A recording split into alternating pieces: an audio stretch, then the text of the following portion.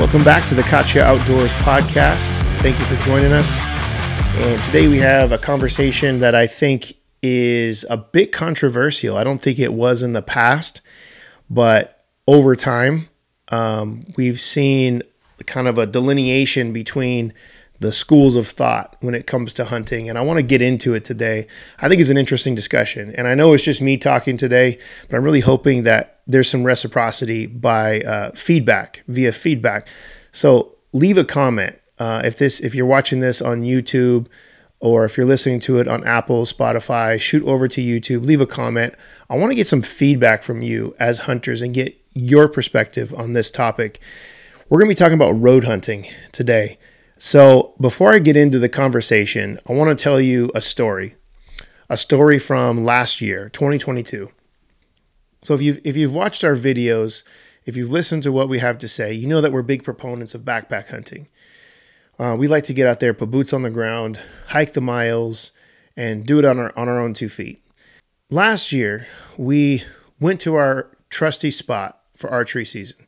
And as we usually do, we left after work on Friday. We usually try to cut our workday short, get out of town. It's a long drive, and get to the trailhead before it's too late. Usually we get there after dark and hike to the spike camp spot after dark.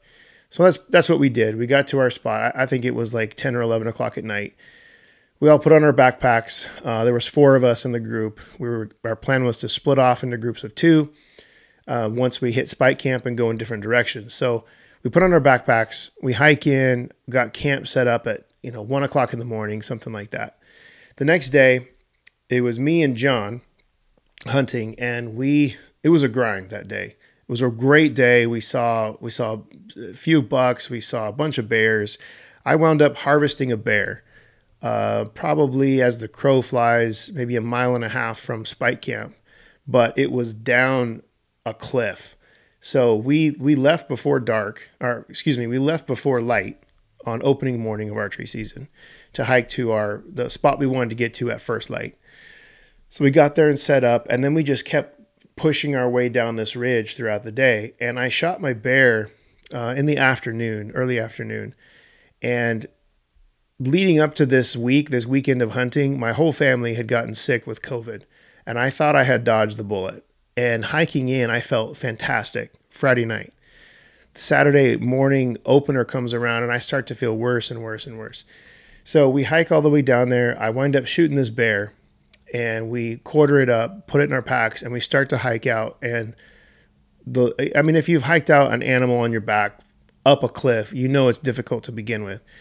But compounding with that was the fact that I was feeling sick. I was getting weaker and weaker. I was cramping up. So we grounded out. We got back to camp late that night. So we were hiking all day Saturday. And the second half of the day, we're hiking this bear out. Well, come Sunday morning, we had to make a decision because we had burned through so much water that we were way more than anticipated. We were getting a little bit low, and we had camped way above water. So we had a couple of choices. We could leave the bear meat hanging up and hike down 1,000 feet or so to get water, hike it back to camp, and then get the bear meat out to the truck where we had our coolers. But I didn't want to risk that because it was so hot. So I decided, let's just hike this bear out. Let's get to the truck, put it in the coolers, and let's drive to water. Let's go find water down the road somewhere. Maybe hike a shorter distance from the road to a creek, somewhere where there's, somewhere in a low spot where there's going to be water. And also, I was feeling really sick, and I honestly just did not want to hike anymore. My body was just done. So I was super weak. I was sweating and just getting sick. I don't need to go into all the details of getting sick. You all have been sick. You know what it feels like. So Sunday morning, we pack up the bear meat. John and I hike out to the truck, put the meat in the coolers. We brought with us a bunch of water tanks, water bags. We're going to go fill up water. So we get in the truck, and we're driving down the road, and we start seeing deer. So a couple deer here, a couple deer there. And so we're like, hey, we got our bows with us. It's hunting season. We both have deer tags. So I had only filled a bear tag. Neither one of us had filled our deer tags. I'm like, let's slow down. Let's take our time. So on that trip to go get water, we spotted two different bachelor groups of bucks. None of them were giants. I think they were all forkies, and then there was one 3x3 that we spotted. John was able to put a couple of stocks on. Couldn't get it done on those stocks, but we made our trip to water and filled up. We came back to the trailhead. By that time, the other guys had hiked down to the trailhead to get more water for themselves, and we talked about it, and we're like, hey, we're seeing deer off the road. We hadn't seen that many deer hiking in, so let's take advantage of this. Let's go check it out. We have to get water anyways. Now it was their turn to fill up. So we said, hey, we found this spot to get water. It's about 3 miles from here down the road. Let's just drive slow and see what we see. So we're in the lead. We're driving, headed to our spot to get water. And I see in my peripheral vision, I see a couple of bucks feeding down this little hill off the side of the road, maybe 40, 50 yards. So I turned to John. I said, hey, keep driving. I saw some bucks. I'm going to go kill one. So he keeps driving maybe another 150 yards just out of ear and eye shot from these deer to where they would not freak out if we stopped. So he stops. I grab my bow. I'm real quiet. And I put a stock just walking back up the road.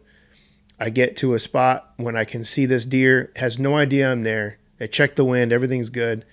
And I was able to wait for him to turn broadside. I had a downhill shot at about 40 yards, and I harvested my archery buck. So why do I tell you that story? Well, this is coming from a guy who loves to backpack hunt, prefers it over everything else. And I realize I've fallen into the trap a little bit of looking down. I don't want to say looking down on, but that's kind of what it is, looking down on road hunting. And I've had to kind of shake myself out of that, because hunting is a multifaceted endeavor, and it takes all kinds. And what's enjoyable for one person may be miserable to the next. And there's something to be said for road hunting if you approach it from a tactical perspective. And I want to talk about that today. Like how should you approach road hunting? Can you have a quality road hunt? So a little bit of history about me. I grew up road hunting with my dad. My dad was not a backpack hunter. My dad got introduced to hunting. He grew up fishing with his dad, my grandfather, down in Arizona, but never did hunt. So he moved to California, and he didn't get into hunting until after I was born. So he's, an adult. He's in his 30s. And he'd heard about this spot up in C-Zone from a coworker. He said, hey, if you want to get into hunting, I know this great spot. It's up in C-Zone, and bucks everywhere. So that was back in the early 90s, I believe. And so he went with my mom and his brother-in-law and sister, my aunt and uncle. They did a couples trip up there, and long story short, there were bucks everywhere. But that experience of getting out there and hunting and seeing all those bucks lit a fire in him. And he became an avid hunter. Every year we'd go. It was like a family vacation. We'd plan it, we'd go. But he pretty much exclusively road hunted. He wasn't a backpack hunter. He didn't like to sleep on the ground. He didn't pack a tent.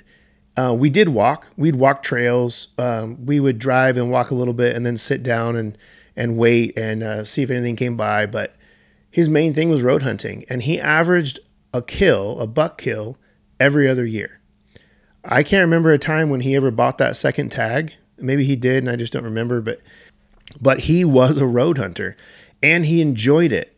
And to be honest with you, road hunting made it possible for the four of us in my family, me, my sister, my mom and dad, to all do this hunting thing together and enjoy it.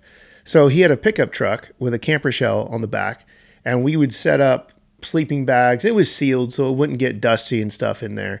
It didn't get too cold. We'd have sleeping bags. We'd have games and snacks, and we would just cruise around back there in our sweatpants, eating snacks, playing games, looking out the window. And then as I got older and it became more interesting to me, I would start riding on the back, on the tailgate, and I would start looking for deer, and I'd be like a spotter. And if I'd see something, I'd tap on the camper shell. And it was this whole family thing of road hunting every year. And I got to experience seeing my dad kill deer in really incredible ways. And maybe I'll talk about that later on in this episode, but it created a lot of memories for me, and it created a love for hunting in me, even though it wasn't backpack hunting, even though I wouldn't call myself a road hunter now. I don't really road hunt. But my point in telling you the story about last year's deer is don't discount it. So as hunting has become kind of mainstream, you've seen there's a shift that's happened where I would say 20, 30, 40 years ago, hunting was just hunting. So the goal was to fill a tag and get an animal, put meat in the freezer. It didn't really matter how you did it. If you went on a game drive, if you sat in a tree stand, if you hiked with a backpack, if you drove around on the roads, the goal was always the same, to get an animal. Well, as hunting has become this mainstream thing, for better or for worse, there's a cultural shift. And I've watched it happen where you have the quote unquote hardcore hunters who they're going to grind it out. They're going to live in the backcountry. And I'm one of them. I love to do it. We'll go live in the backcountry for a week and love every second of it. And it's almost like that crowd, and I've been guilty of it, you look down on the guys who are sitting in the cab of their truck with a heater and a warm cup of coffee, cruising around on the logging roads looking for deer.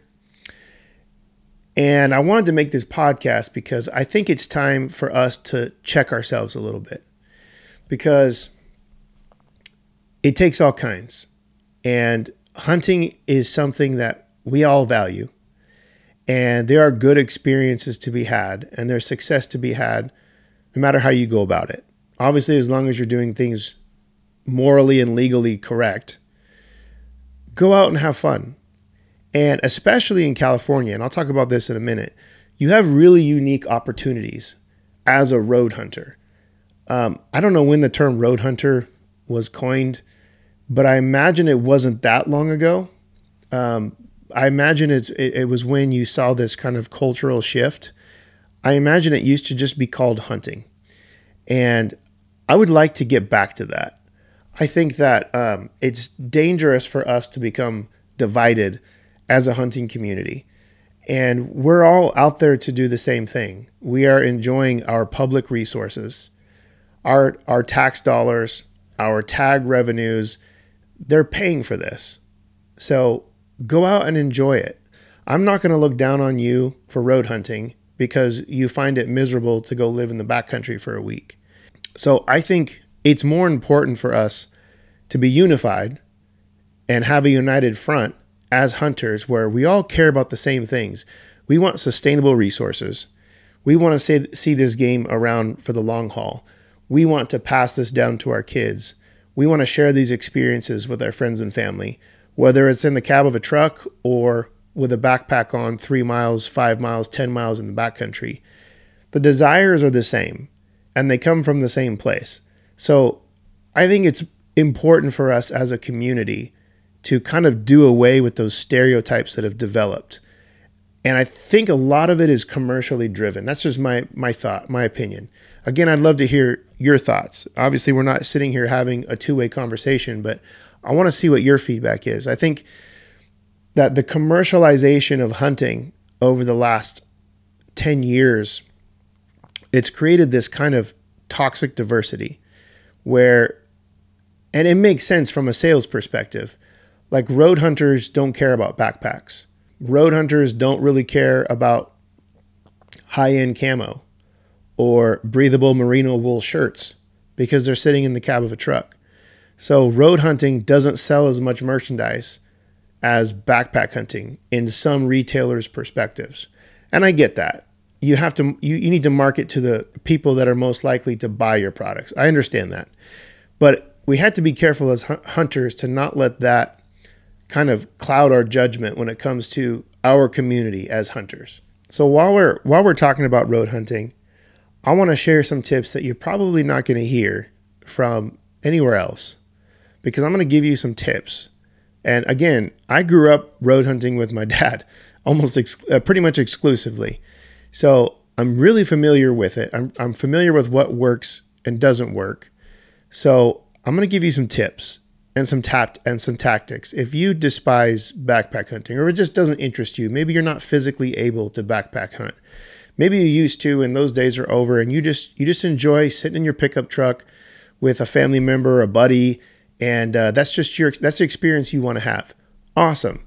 I'm sure you still want to be successful. So let's talk about ways that you can be successful if you're exclusively road hunting or using that as your primary tool. Let's talk a little bit about what makes California unique in terms of road hunting opportunities. So we've hunted quite a bit of states across the West, and California doesn't have a lot of expansive roadless land. What you have are expansive, heavily roaded lands. So there's a ton of Forest Service roads, logging roads that you can access, freely drive on, and even the land that's owned by logging companies is usually open to the public. And there's logging roads all over those lands. So you have this unique layout where you'll have tens of thousands, millions of acres of forest land just crisscrossed with roads. And so what good is it to get out and just hike and hike and hike and hike when you're going to be crossing road after road after road? I've done it before. I thought I was way back in somewhere, parked the truck, got out of the truck, started hiked for an hour, and ran into another road, kind of before I started using mapping systems and stuff like that. So you have this opportunity to access so much forest land from the truck and cover a lot of ground. The trap usually is that it's almost too much. And so the danger when you're road hunting, the danger is looking at your map and seeing these vast expanses of land just covered in roads, like a spider web of roads, and you don't know where to start. And then when you do get out there, you feel like you have to cover all this ground, and you feel like you're doing a better job at hunting by covering more ground and more ground. And it winds up being this pedal to the metal kind of approach where you're just driving and driving and driving, and you're looking as you're driving. And the point is more to drive than it is to hunt. That's the trap of road hunting. Whereas backpack hunting, it forces you to slow down. Obviously, you're not going to walk that fast. So you're hunting a small area, and it forces you to actually hunt. So how can you take advantage of all of these roads without getting overwhelmed and getting just thrown off by the sheer expanse of the land and the hundreds of thousands of miles of roads that you have at your disposal? How do you approach this? Well, the hunting fundamentals remain the same. Deer are still deer. The forest is still the forest. And so as a hunter, you can approach road hunting in some similar ways that you do backpack hunting. One thing you have to remember is that just as if you were to walk in a straight line across the terrain to get from point A to point B, you would cross roads. So do animals. Animals are crossing those roads. So if you pay attention, if you slow down, and I would challenge you to do this, if you're a road hunter and maybe you haven't had a lot of success, maybe you've experienced what I'm talking about, where you get out and you just drive and drive and drive, and it's just, you don't really know where to go. You're overwhelmed by the amount of roads. It kind of all looks the same. You're not really slowing down to actually hunt. You're just driving, basically. I would challenge you to really slow down while you're driving. And on top of looking for animals, look at the terrain. Pay attention to the foliage. Pay attention to the growth. Pay attention to, is this old growth forestry? Is it a burn area? How recent is the burn? And then, is there water? Do you see seepage coming across the road? Meaning there might be a spring on the uphill side, or maybe downhill at the bottom of the hill. If you're driving on the side of a hill, maybe there's a creek down there. Pay attention to the layout of the land. And then while you're driving, also pay attention to the sign. A really good tactic for road hunting, this is kind of my first, I guess you could say, tip for road hunting, is road hunt to find a place to stop and hunt. And what I mean by that is you're paying attention. It's not so much finding the animal. Obviously, if you see a buck, you're going to want to shoot it. Okay, that's a given. But pay attention to where the bucks are in relation to the road. You might not see a buck. Okay, they know you're there. You're driving a truck. You're not fooling anybody. So pay attention to the sign that you see on the side of the road. There was a spot in C-Zone where my dad used to take me when I was a kid. And I remember this like it was yesterday. We were driving down this road and we saw this heavy use trail that crossed the road. So it came up on the downhill side, crossed the road. Tire tracks had covered it up on the road, but on both sides, there was just this, it looked like a freeway. And the dirt was kind of concaved from the animals passing through this trail. So we got out and we started walking this trail, just slow walking it. And we bumped deer after deer after deer. We didn't see a buck on that trip. But I remember that like it was yesterday. So using road hunting to find the terrain that they're living in, the terrain that they're using to move around. Because like I said, they have to cross those roads too. And I'll tell you another story about road hunting. One year, this was actually up in C-Zone. I was hunting up the side of a hill. So I was maybe a quarter of a mile up this hill. And I was slow walking the side of this hill. And I knew below me, a quarter mile down, was a road. And it was opening day of rifle season. And I was hearing truck after truck after truck. I got to a point when I could see down this road. And I watched this truck drive by. I think there was 3 or 4 guys in a Jeep. And they were driving slow, looking for animals. Weren't paying attention to the ground. It didn't seem to me they were. Just driving. And on their right, on the uphill side, was this thick grove of young growth pine trees. So if you've ever driven by, you've seen it. They all grow really close together. They're all about, I don't know, maybe 2-3 inches in diameter. Really tight cluster. They drove right past this clump of trees, kept on going. They disappeared. The second they disappeared, 4 deer came out of that grove of pine trees and just walked across the road, not a care in the world. Right there, probably 20 yards off the road. They were just standing there waiting for that truck to go by. Now, it's easy to miss those deer. For every deer you do see from the road, you're missing who knows how many deer, okay? They know how to hide. But if you're paying attention to the terrain, if you're paying attention to the sign that you're seeing on the edges of the road, you can know, hey, this is a high traffic area. Something's down there they're going to. There's water down there. Or something's up on that hillside. It could be feed. It could be a bedding area. But pay attention to the sign you're seeing around you. The first deer I ever killed, I was 13 years old. We were driving down a road up in C-Zone, one of my favorite places in the world, the C-Zones. We're driving down a road, and it was one of those situations where we were paying attention to the sign around us. And we spotted a lot of heavy use crossing the road, and we knew on the downhill side there was water. On the uphill side, there were no more roads to the top of the mountain. And the top of the mountain was it wasn't that far, maybe a half a mile. So we decided we're going to slow walk this trail. So the road hunting helped us to find the crossing points where the deer were living. So we wound up getting out of the truck. It was me and my dad and a buddy of ours, and we were slow walking this trail. We get out of the truck, we're walking up the trail, not even 100 yards down the trail, but out of sight of the road, there was a buck and 2 does. And I remember I said, there's a buck, Dad. I pulled up my rifle, and one shot, I got him at probably 80 yards. It was a close shot. Those deer had no idea we were there. And road hunting got us to where the deer were. So I didn't shoot the deer from the truck or anything, but road hunting helped us find the place where the deer were living. And that would be my number one tip for you is use your truck as a means of finding those heavy use areas, because you're going to have these vast geographical areas, and there's not going to be a lot of deer in every area. There just isn't. But there are going to be pockets where those deer live. And at some point, in most areas in California, those deer are going to have to cross a road. So be the one to find the place where they cross, and then figure out what to do from there. Use your hunting skills to read the terrain, to read the sign, to know why they're moving back and forth, to know that, hey, there's a 4-year-old, 5-year-old burn up that hill with great feed sources. I know there's a water source down this hill. That's why they're crossing this road. I'm going to be here when that deer crosses again. Know how to read sign. Know what a buck track looks like versus a doe track. That's where hunting skills come into play. And you can still utilize those skills from a truck. Another thing you can do with road hunting that can help you be successful is to have a plan.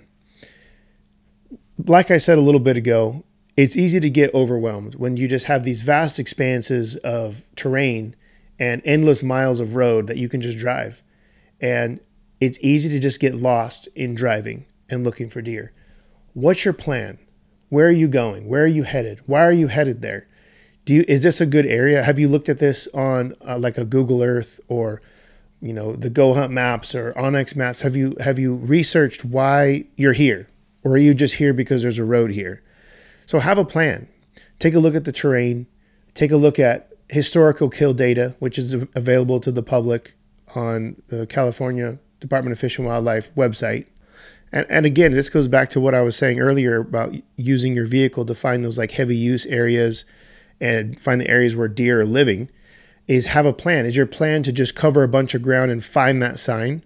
Or maybe you're in an area where a lot of deer are crisscrossing, and your goal is to slow down and really pay attention to the landscape and pick out deer that you just can't see by driving too fast. Like, what's your plan here? How do you want to hunt this terrain? Or don't just drive for the sake of driving. Have a plan. You'll find you're a lot more successful year over year.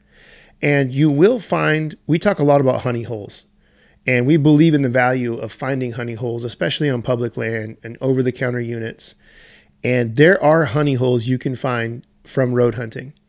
And it may not be that you kill a deer from your truck every time, but it could be that you find those hot spots where deer like to cross, where it's the perfect kind of confluence of terrain where you have like chutes or funnels, or maybe there's a lot of pressure in these certain areas that push deer across this road on opening day. If you're tactical and you make a plan and you read the maps and you figure out where pressure is coming from, where feed might be, you can start to formulate these plans when you're driving. You're not just driving for the sake of driving. You'll find a lot more success that way. Another thing you can do when you're road hunting is use your glass. And you probably already do. You probably already have your binoculars on your lap, on your chest, whatever, within arm's reach. But are you using them enough? So when you're still hunting, when you're walking around in the backcountry with a backpack, the rule of thumb is always look ahead with your binoculars before you walk. The naked eye just can't see as much as you can with a set of binoculars up to your eyes. You just can't. The same rule applies for road hunting. So just like I told you about the guys in the Jeep with the deer just off the road in the clump of trees, what would have happened if they had slowed down and picked through those trees, those thick areas with their glass? Yeah, it takes more time. But if you've read the sign and you have a plan, you know that you're in the deer's living room, okay? You know that this is where they're living. This is where they're moving. So it pays off to glass, to take advantage of every opportunity where you just can't see. There's a clump of dark patch timber and it looks great. The sign is there, but you just can't really see through it. Don't drive by it. You're hunting. Chances are you're missing a lot of stuff by just driving and driving. Take out your glass and pick through the terrain. Like I said before too, for every deer you do see, you're missing so many. And one of the coolest road hunting experiences of my entire life happened when I was a kid. My dad was an incredible rifle shot, an offhand rifle shot, the best I've ever seen in my life. And I remember one morning we got up late. We slept in. I think it was the third or fourth day of the season, back in C-Zone, good old C-Zone. And we decided, we're not going to get up early. We're going to sleep in. We're going to go into town and get breakfast. We had this breakfast spot we loved. And so we go into town. My dad has this big old breakfast. I think it's chicken fried steak, biscuits and gravy, just the whole thing, right? So we decided we're going to do a late morning road hunt after that. Well, it was about a 20-minute drive from the restaurant to where the road cut off from the main road, the dirt road. And about 5 minutes into the dirt road, my dad is out cold. He's in a carb coma. So he's asleep. I'm in the back of the truck with my sister, and my mom's driving. And my mom loves to hunt. My mom loves to spot deer. She loves the whole experience. So she's locked in. She's driving. She's looking for deer. My dad is sound asleep. And I'll never forget this moment for the rest of my life. So my mom's driving and she slams on the brakes. She says, there's a buck, we're at the side of the road. So my dad, from a dead sleep, wakes up, grabs his rifle, steps out of the truck, puts a shell in the chamber, goes around the back of the truck. And by that time, this deer was spooked. This deer was bedded maybe 20 feet off the side of the road. And it was a really nice 3x3 buck, still in velvet. I remember the vision of this as clear as day. This deer had jumped up out of its bed and started bounding down the road. You know how deer jump, like they're on pogo sticks. He's bounding down, not the road, down the hill, just straight downhill, steep hill. My dad pulls up his rifle and he times this shot. As the deer's running, just all he can see is his butt and his head as he's running down the hill. He times it to where the deer's head comes up on a jump and he shoots this deer in the back of the head at a dead run. All just pure instincts, shooter's instincts. And I watched that deer come up on a jump and just hit the dirt. Dead. Didn't run one more step.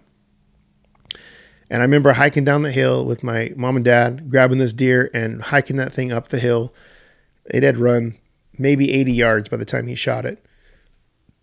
And I'll never forget that experience. But that deer, that buck, had sat through, from whenever it bedded down to whenever my dad shot it, that deer was bedded. It was behind a log.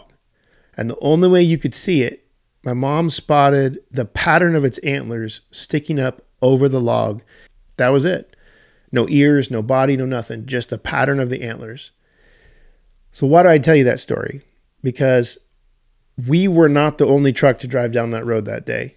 There were countless other trucks. It was a well-traveled road. And that buck was sitting there 20 feet from the road. So pay attention. Slow down. Use your glass. And when your eyes just can't quite see it, use your glass to pick it apart. So if you trust your hunting skills, your knowledge, your scouting, you know you're in the deer's living room. You know you're in their bedroom. You know they're in their kitchen. So slow down, use your glass to your advantage, and pick apart the terrain. There's no rush. So the last thing I'll talk about today is what to do when you actually see a buck. The first instinct of a new road hunter is to slam on the brakes. And that's the one thing you just can't do, okay? You have to keep going. So when you see a buck, you have to keep going the same rate you're going. Because let me tell you something about deer. Just like any other animal, they adapt. Deer adapt to the sound of a vehicle. That's like if you ever talk to a logger, they'll tell you stories about bucks just walking through the grounds 20 yards from where they're doing all their logging. Because deer have adapted to the sound of an 18-wheeler, of a tractor, chainsaws. They get used to it. They adapt. So all those trucks driving up and down that road, deer get used to it because the vast majority of them aren't shooting at those deer, so they don't see it as a threat. The variable is when you slam on your brakes. So when you hit your brakes, all of a sudden something has changed in that vehicle sound dynamic. Now you're a risk. Now you've got their attention. Now they're going to hunker down. They're going to stand stock still. They're not going to move, or they're going to run. So one or the other. Either way, you've warned them that something's up, something's different. So your best bet, if you see a buck, as long as it's not already in motion, is to keep driving. Get out of earshot, get out of eye shot, or out of their vision, where you can slowly leave your truck running too. So stop the vehicle, keep it running, open your door, don't close your door, just leave it slightly ajar, grab your weapon, and you make a stalk back to that animal. And pay attention as you're driving past the animal. Slow down your brain a little bit. You'll be freaking out. And pay attention to the terrain around you. How can you use this terrain to your advantage to get to that animal? And remember wind. So if you see an animal uphill, just pay attention to the thermals. Is the wind going to blow you out? That deer can smell your vehicle. But if it gets a fresh scent of you with your biscuits and gravy, then he's probably going to run. So use the terrain, find a spot that you can stalk, pay attention to your surroundings, and then make a stalk. That's the best way to do it. And then one last thing I'll tell you about road hunting is if you are a purist road hunter, if that's your exclusive way of hunting, you love it, that's fine. Do your thing. Just know that if you buy a bear tag, you're probably not going to fill it. In all of my years of road hunting, I have never seen a bear from a road. Not one time. I have friends that have on a handful of occasions, not much. And when they have, those bears are at a dead run. Last year, actually, I saw a bear off the side of the highway, probably 100 yards off the highway. Really cool blonde colored bear. We turned around so I could get a picture of it, and it was already gone. That's the only time I've ever seen it. But that was a paved road. That wasn't a dirt road. So I've never seen a bear from a logging road, Forest Service road. Never. In all the miles and years of driving in the backcountry, I've never seen it. I've seen countless bears in the backcountry. There are so many bears in California. If you want to bear hunt, don't try to bear hunt from the road. You're just not going to be successful. Your chances of being successful are super slim, okay? In my experience, bears are more skittish than deer when it comes to human activity. A bear will cut and run when a deer will look at you with curiosity. So last year, when I was during archery season, I had spotted a bear down a ridge to my right, and the bear was coming uphill towards me, and thermals were going downhill. So I knew I had to book it down this hill to get ahead of before that bear got to the point when he crossed my wind. So as I'm booking it down the hill, I knew that bear couldn't see me or smell me or even hear me. While I was doing that, Ben and Omar were on another ridge on my left, and my scent went down the ridge because I kind of stayed to the left side of the hill because I knew the bear I was after was on the right. My scent went down the left side of the hill. I never saw it. I never heard it, but I pushed out another bear that was on my left from my thermals going down the hill. That bear went out of there so fast, it scared everybody involved. Just crashing through the brush, took off like it was shot. I never even saw it. They told me later, hey, you busted a bear out of this canyon. I said, well, I wasn't hunting down there. I was actually chasing a bear in the next canyon. But my point is, bear are extremely sensitive to human pressure, to human smells. That's why you just don't see them from roads. The only time you see them from roads are like what I would call domesticized bears, like you see in Yosemite, where they're so conditioned to human activity that it's not really the bear you're going to experience in most hunting conditions. So have realistic expectations. If you have a bear tag, plan on hunting it differently. If you're road hunting, plan on hunting it differently than you do deer. So if you want to be successful with bear hunting, plan on hunting it, from a backpack with glass. One more story I'll leave you with when it comes to bears. So Ben and I were on a mountainside, and there was a ridge line that ran uphill to our right, up to a mountaintop, and this road kind of paralleled the ridge line. But it was probably a half a mile to a mile from the road to the top of the ridge line. It was a good hike. So we had pretty much explored everything around the road, and we decided we want to go hike up this mountain towards that ridge line because we knew the tree line broke maybe halfway up, and we wanted to go check it out. So we get out of the truck, we start hiking. Out of visibility from the road, where we couldn't see this spot, was a really nice color phase black bear that we rousted from his bed, just chilling up on this hill. As the crow flies, maybe half a mile, quarter of a mile from the road, but just far enough where he couldn't hear the road, he couldn't see the road, he wasn't spooked by the road, couldn't see human activity. That's what you're going to have to do with bear hunting. If you're a road hunter, you want to be successful with your bear tag, plan on doing things like that. You can still use the road to get to certain points, but you're going to have to get out of your truck and look. You're going to have to get out of your truck and find those spots where bears feel secure away from human activity because they're just so sensitive to it. So I hope these tips that I've laid out, I hope they're helpful for you.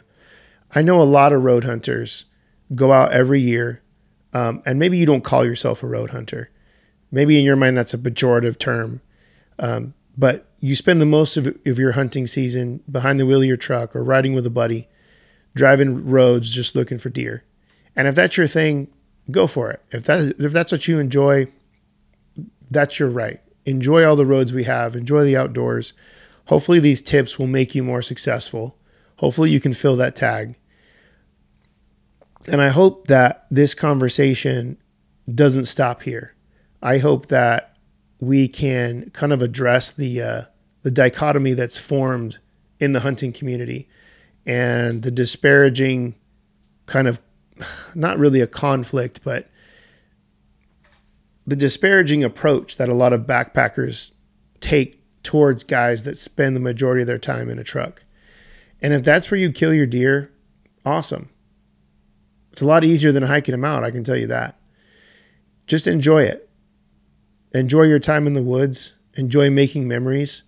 And I'm thankful for the memories I have as from my dad, who was a road hunter. Is that my exclusive way of hunting now? No. But hey, last year I killed a buck road hunting, kind of by accident. And maybe I'll kill another one. I probably will. But the truth remains the same, that we're all there with shared values, hopefully, shared values, shared morals, with a shared appreciation of our wilderness areas, our wildlife, and we want to see it sustained. So it doesn't do us any good to take sides. This isn't a political matter. This isn't, forming sides of the aisle where we have our backpack hunters and our road hunters and somehow they're at odds or one is better than the other. No, it's just different paths to the same goal. We all want to get out there. We want to fill our tag. And so this season and beyond, I wish you all the best. I really hope these tips and tactics shed some new light onto road hunting, and I hope you find success. So be safe, take advantage of your opportunities, and just get out there and hunt. Enjoy our great outdoors. So that's all I've got for you today. Once again, thank you for joining. And as always, go check out our website. We appreciate your support. CacciaOutdoors.com, CACCIA. We have our gear shop there and our new line of t-shirts, the Hunt CA series. So we have a one that just dropped a couple weeks ago with all the California hunting zones. It's pretty cool. So that's how we support all these projects, just our own in-house stuff. So we appreciate you checking out, appreciate the support, and we will see you on the next podcast.